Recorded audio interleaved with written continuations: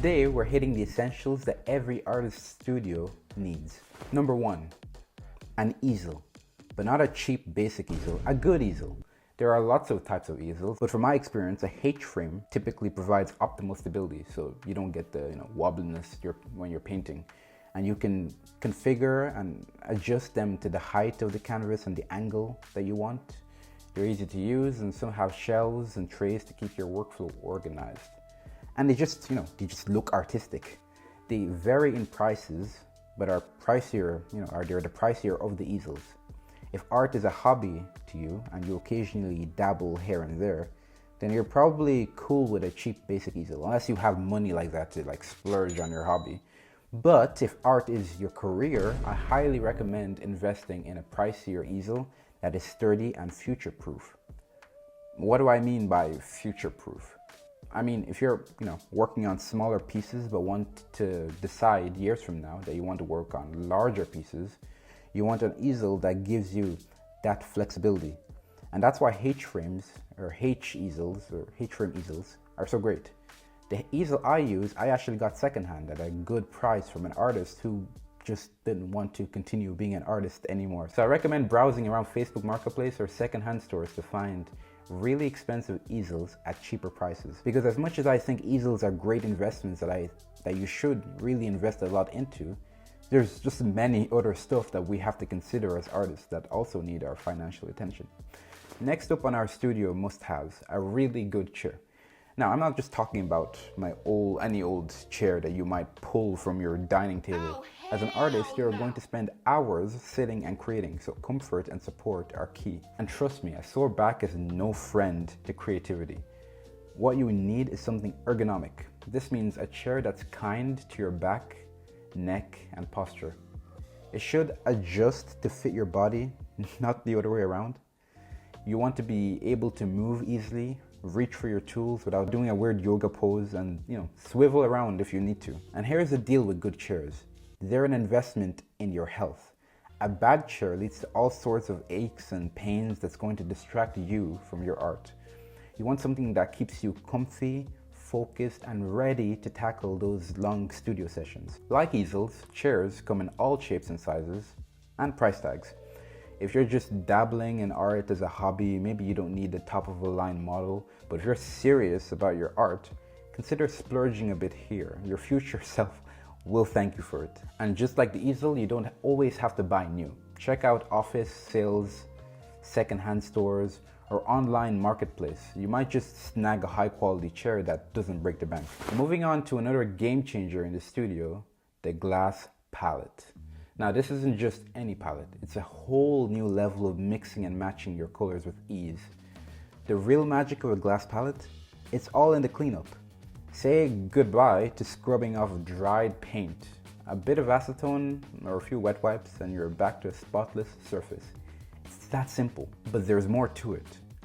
Underneath my glass palette, I use gray paper. Why gray, you might ask? Well, it's a neat trick to see colors more accurately.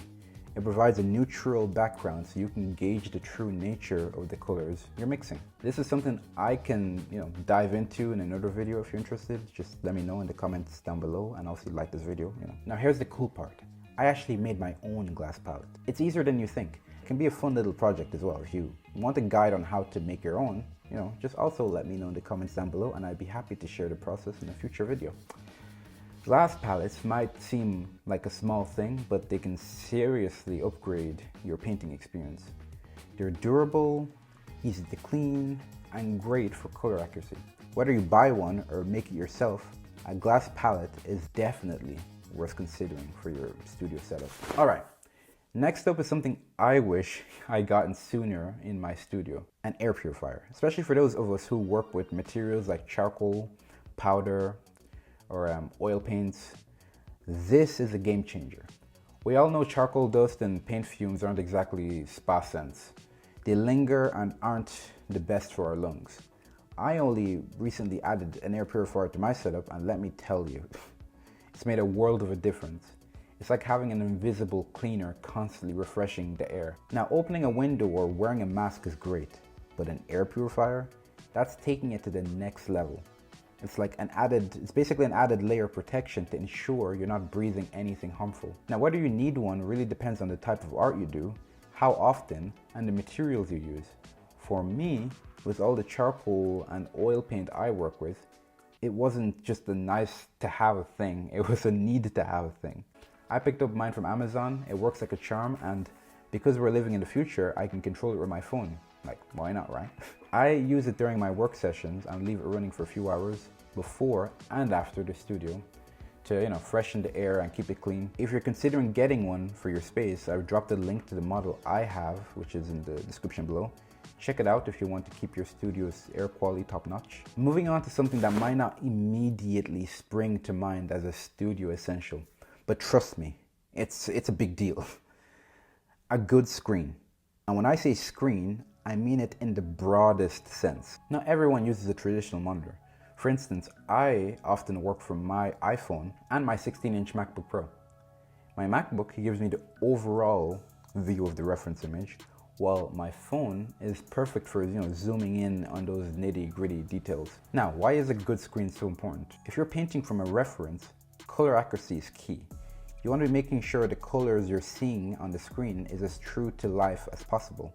A low quality screen can throw you off your color perception entirely, making painting more challenging than it needs to be. Many high-end devices like MacBooks and iPhones and other Android devices are well calibrated right out of the box. They handle things like sRGB standards and color gamuts really well. But let's not dive too deep into those technical waters today. The takeaway here is to ensure that whatever you're using for your reference, it should give you a true representation of color. Now, if you're curious about how to calibrate your screen to match your canvas or paper for perfect color matching, drop a comment down below, and I could definitely make a video on that, explain the process in detail. But for now, just remember, a good screen can be a huge asset in getting those colors just right in your artwork. Last but definitely not least is something to protect your floor, a good carpet or floor mat. Now, if you're like me, working with paint or charcoal, things can get a bit, let's say, expressive. A carpet is your first line of defense against those inevitable spills and splatters. I picked up mine secondhand, and honestly, that's the way to go, It's going to catch paint, charcoal powder, and who knows what else. So you don't need anything fancy. You just want to make sure it's clean and free from any weird stains when you buy it. Price-wise, the cheaper, the better. You're looking for function over fashion here. However, I personally prefer flatter carpets. They allow me to roll my chair back and forth without it turning into a mini workout session. But here's a pro tip. Do stress test any carpet you're considering. You want to make sure it's not too porous. The last thing you need is for paint or charcoal to seep through and ruin your floor. A carpet in the studio might seem like a small thing, but it can save you a lot of cleaning time and protect your space. Plus, it gives your studio that artist at work vibe, which is, always a bonus. And that wraps up our rundown of the top studio essential every artist should consider. But hey, this is just the beginning. There are plenty more studio essentials out there that can make your artistic journey smoother and more enjoyable. So if you're interested in a part 2 where I dive into more essentials, drop a comment down below.